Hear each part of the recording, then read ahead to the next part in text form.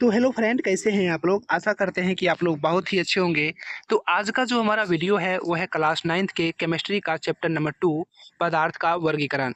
तो आज हम लोग इस वीडियो में इस टॉपिक को पूरे कवर करेंगे और आप लोग वीडियो को सिर्फ अंत तक देखिएगा तो आपको इस टॉपिक से कहीं पर भी किसी प्रकार का कोई दिक्कत नहीं होगा। ठीक है, तो चलिए वीडियो को स्टार्ट करते हैं।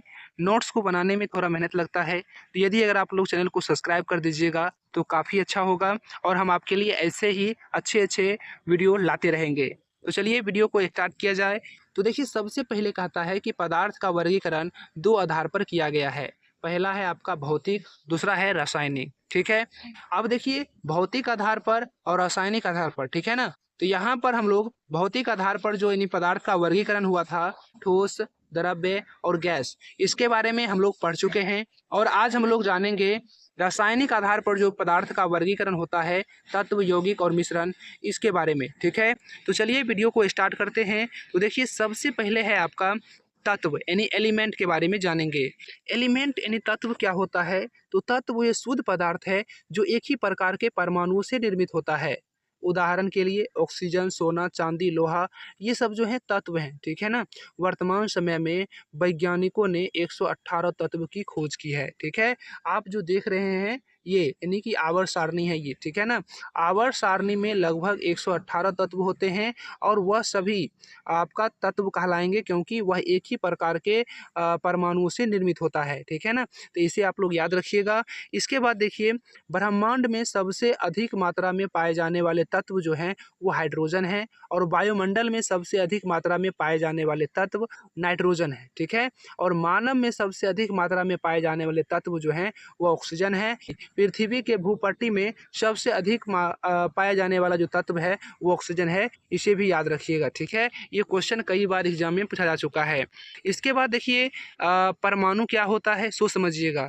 तब से हम लोग परमाणु परमाणु पढ़ रहे हैं ना। तो देखिए, किसी भी पदार्थ की सबसे छोटी इकाई जो स्वतंत्र अवस्था में नहीं पाई जाती है बल्कि जो रासायनिक अभिक्रिया में भाग ले सकती है उसे परमाणु कहते हैं। क्या कहेंगे? परमाणु। यानी कि देखिए, आपके हाथ में पेन होगा या कॉपी होगा या फिर मोबाइल होगा, कोई भी पदार्थ होगा, तो पदार्थ की सबसे छोटी इकाई यानी कि पदार्थ का जो सबसे छोटी इकाई होता है ना, सबसे छोटा कण, उसी को परमाणु कहेंगे। ठीक है, इसको हम अपनी आँख से नहीं देख सकते हैं, यंत्र के माध्यम से हम लोग इसको देख सकते हैं। ठीक है, याद रखिएगा, परमाणु क्या होता है? तो पदार्थ की सबसे छोटी इकाई होती है। ठीक है, और यह स्वतंत्र अवस्था में नहीं पाई जाती है और याद रखिएगा ये रासायनिक अभिक्रिया में भाग ले सकता है। इसके बाद देखिए, अणु क्या होता है सो समझिएगा।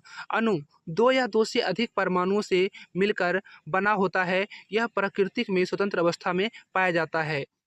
तो देखिए समझिएगा, जो आपका लोहा होता है ना, लोहा वह कई सारे परमाणुओं से मिलकर बना होता है। ठीक है ना, यानी कि एक ही प्रकार के बहुत सारे परमाणुओं से मिलकर लोहा का निर्माण होता है। ठीक है, अब देखिए अणु क्या होता है सो समझिएगा। तो देखिए, आपका जो H2O यानी जल होता है, ठीक है, जल, ये यौगिक का उदाहरण है और यौगिक क्या होता है उसके बारे में हम आगे पढ़ेंगे।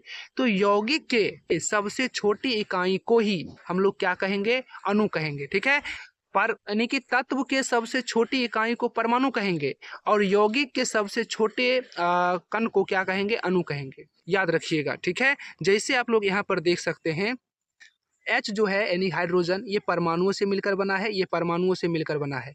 लेकिन H2 यानी जल में ले लें तो यहाँ पर जो H2 हो जाएगा ये अणु का उदाहरण हो जाएगा। क्या हो जाएगा? अणु का उदाहरण, इसे याद रखिएगा। ठीक है, इसके बाद देखिए आपका है यौगिक यानी कंपाउंड के बारे में जानते हैं। देखिए, जब दो अथवा दो से अधिक तत्व को एक निश्चित अनुपात में मिलाया जाता है तो यौगिक का निर्माण होता है। यानी कि तत्व को, ठीक है ना, जैसे आप लोग जानते होंगे कि तत्व जो हैं यानी कि 118 होते हैं। याद रखिएगा, टोटल तत्व कितने होते हैं? 118 होते हैं। अब यहाँ पर देखिए, जैसे हम यहाँ पर ले लेते हैं सोडियम, यहाँ पर दिखाई दे रहा होगा Na, सोडियम दिखाई दे रहा है। अब यहाँ पर हम Na ले लेते हैं, तो Na जो है वह तत्व है और यहाँ से हम लोग ले लेते हैं Cl। ठीक है, और Cl ये भी तत्व है, ये भी तत्व है। और जब इन दोनों को हम मिला देंगे तो NaCl यानी कि सोडियम क्लोराइड बन जाएगा, जो कि एक यौगिक का उदाहरण है। अगर सिंगल रहता है तब इसको यानी कि तत्व बोलेंगे, और अगर मान लीजिए दो या दो से अधिक तत्व मिल जाता है तो इसको यौगिक बोलते हैं। ठीक है ना, तो आप लोग समझ गए होंगे। लेकिन याद रखिएगा निश्चित अनुपात में मिलना चाहिए, ठीक है ना। इसके बाद देखिए यहाँ पर कहा गया है जैसे H2O यानी कि देखिए यहाँ पर जल क्या है, जल की बात करें H2O हाइड्रोजन तथा ऑक्सीजन से मिलकर बना हुआ है और हाइड्रोजन का यानी 2 अणु है, ठीक है ना, जबकि ऑक्सीजन का 1 है, ठीक है। तो यानी कि 2:1 यानी कि हाइड्रोजन के 2 अणु और ऑक्सीजन के 1 अणु मिलकर क्या करते हैं, तो जल का निर्माण करते हैं, इसे याद रखिएगा। इसके बाद NaCl यानी नमक की अगर हम बात करें तो Na यानी कि सोडियम का 1 अणु और Cl का भी 1 अणु यानी कि 1:1 यानी कि सोडियम का 1 अणु लेंगे और क्लोरीन का 1 अणु लेंगे, ठीक है ना, 1 अणु लेंगे तो क्या हो जाएगा, तो सोडियम क्लोराइड का निर्माण होगा, ठीक है, इसे याद रखिएगा। उसी प्रकार देखिए आप लोग यहाँ पर देख सकते हैं, ठीक है ना, यानी कि हाइड्रोजन का 2 अणु लिया गया है और ऑक्सीजन का 1 अणु लिया गया है। उसी प्रकार यहाँ पर आप लोग देख सकते हैं कि Na का यानी कि सोडियम का 1 अणु और Cl का भी 1 अणु लिया गया है। उसके बाद यहाँ पर देख सकते हैं आप लोग एल्युमिनियम ऑक्साइड, ठीक है। तो यहाँ पर देखिए एल्युमिनियम का 2 अणु लिया गया है और ऑक्सीजन का 3 अणु लिया गया है, ठीक है ना, यानी कि 2:3 में ये क्या है, तो विभाज्य है, तो इसे याद रखिएगा। इसके बाद देखिए मिश्रण यानी मिक्सचर क्या होता है इसको समझिएगा।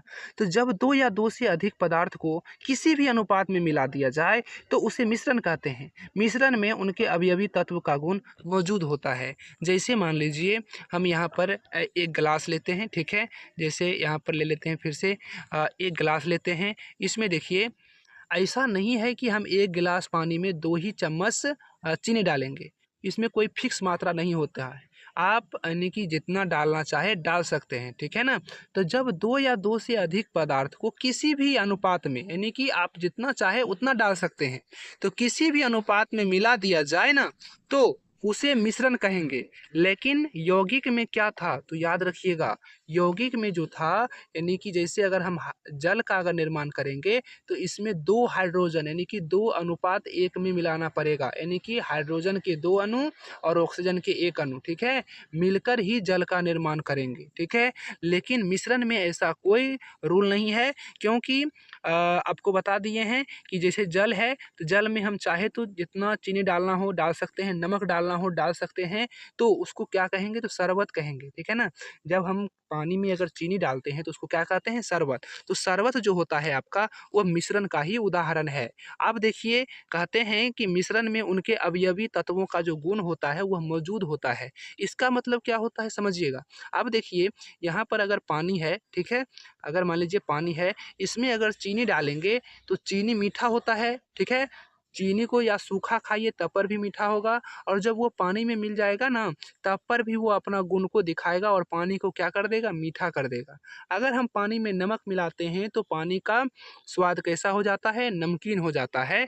तो वही बात यहाँ पर है कि मिश्रण में उनके अवयवी तत्वों का जो गुण होता है ना वह मौजूद होता है। इसके बाद उदाहरण में आप लोग देख सकते हैं यहाँ पर शरबत लिखा गया है, चाय लिखा गया है, हवा लिखा गया है। अब हवा में देखिए नाइट्रोजन, ऑक्सीजन सभी प्रकार के गैस मौजूद रहते हैं, ठीक है ना, कार्बन डाइऑक्साइड। तो ये सब आप लोग याद रखिएगा। इसके बाद देखिए आपका है मिश्रण के प्रकार। तो सबसे पहले आपको पता होगा कि मिश्रण में हम लोग द्रव्य, ठोस, गैस आपस में सभी चीज़ को मिला सकते हैं, ठीक है ना। और याद रखिएगा मिश्रण के जो प्रकार होते हैं वह मुख्य रूप से 2 प्रकार के होते हैं। पहला होता है समांगी और दूसरा होता है विषमांगी, ठीक है। अब देखिए समांगी और विषमांगी के बारे में हम लोग जानते हैं। तो सबसे पहले हम लोग जानेंगे कि समांगी मिश्रण क्या होता है। तो ऐसे मिश्रण जिनके अवयवी कणों को अलग अलग नहीं देखा जा सकता है, ठीक है ना। जैसे मान लीजिए हम पानी ले लिए और इसमें क्या करेंगे, तो हम चीनी डाल देंगे, ठीक है। जैसे यहाँ पर देख सकते हैं आप लोग इमेज में, क्या पानी लिया है और इसमें चीनी डाल देंगे, ठीक है ना।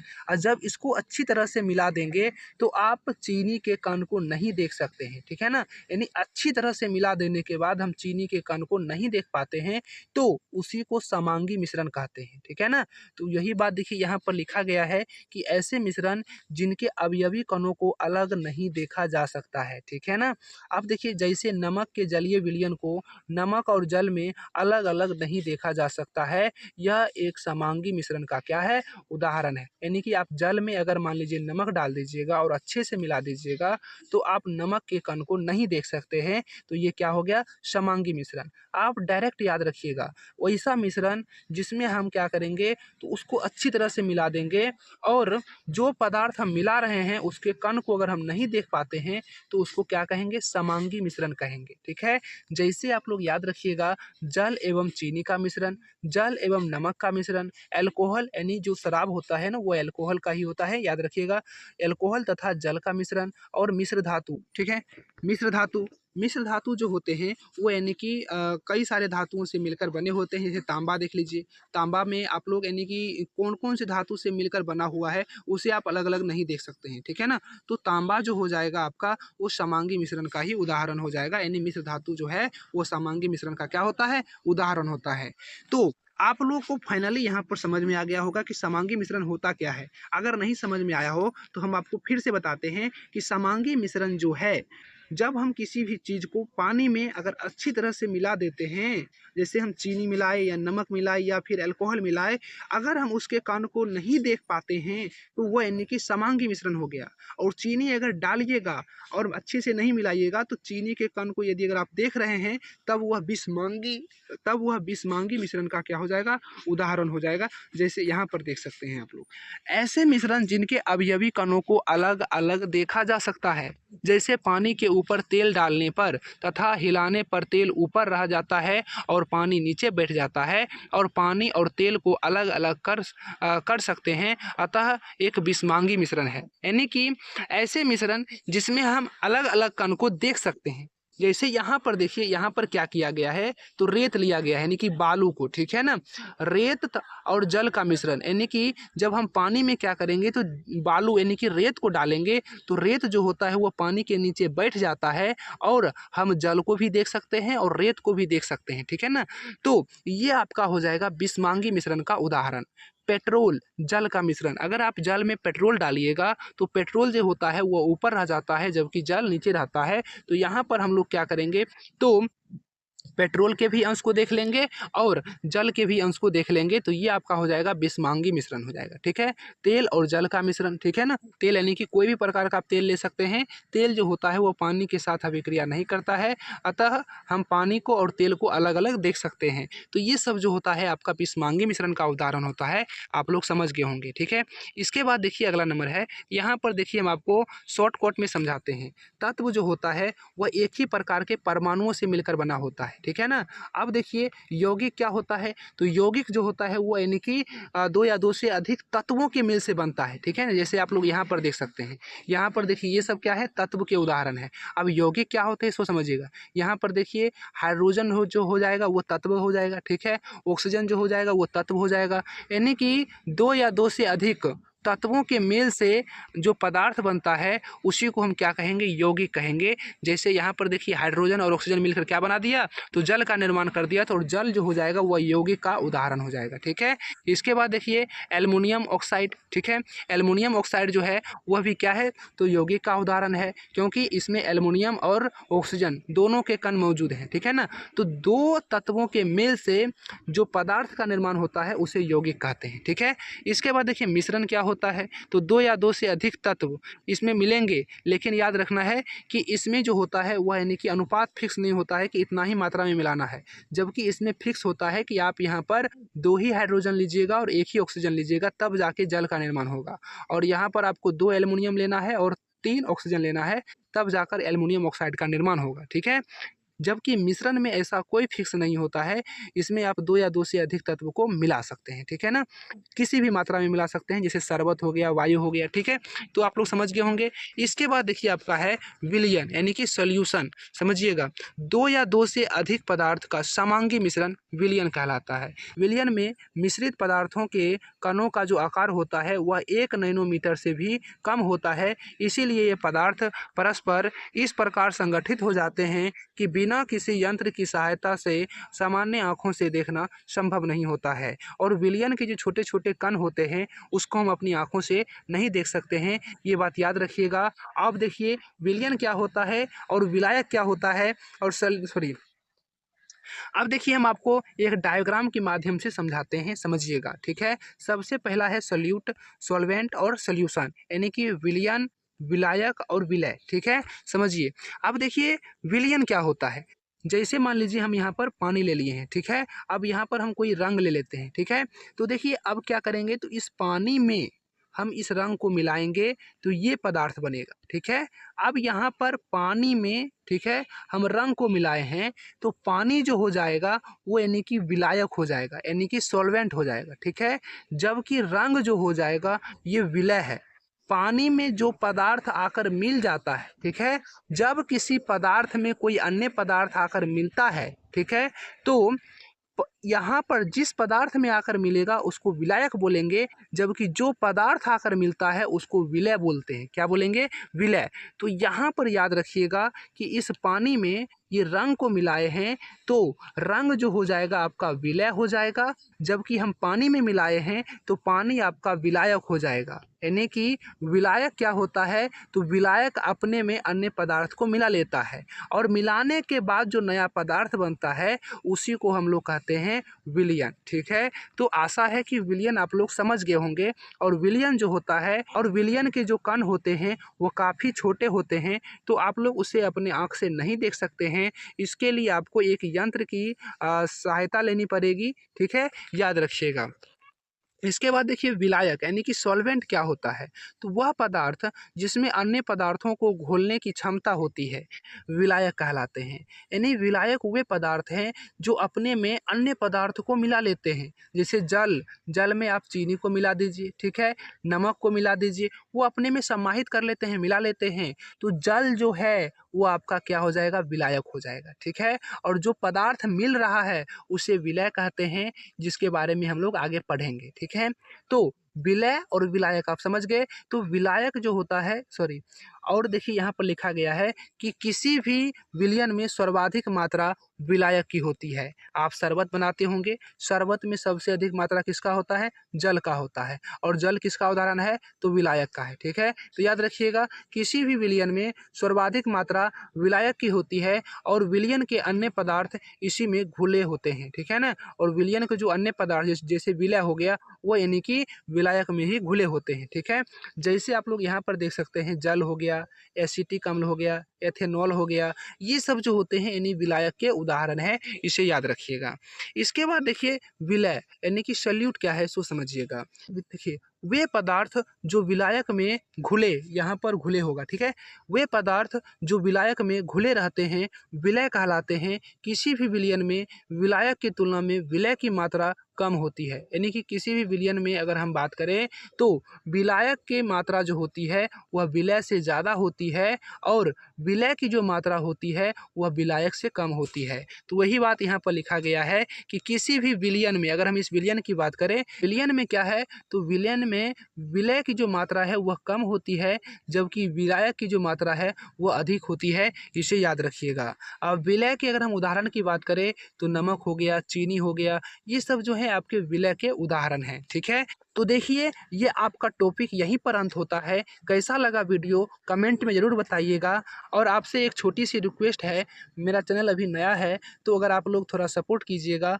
तो हम अगर आगे बढ़ेंगे तो हम आपको भी बहुत आगे तक ले जाएंगे और आपके लिए अच्छे अच्छे नोट्स लाएंगे और आप काफ़ी कम समय में, ठीक है, और अपने एग्ज़ाम की तैयारी काफ़ी अच्छे ढंग से कर सकते हैं। तो चलिए मिलेंगे नेक्स्ट वीडियो में फिर इसी अंदाज में। तब तक के लिए जय हिंद, जय भारत।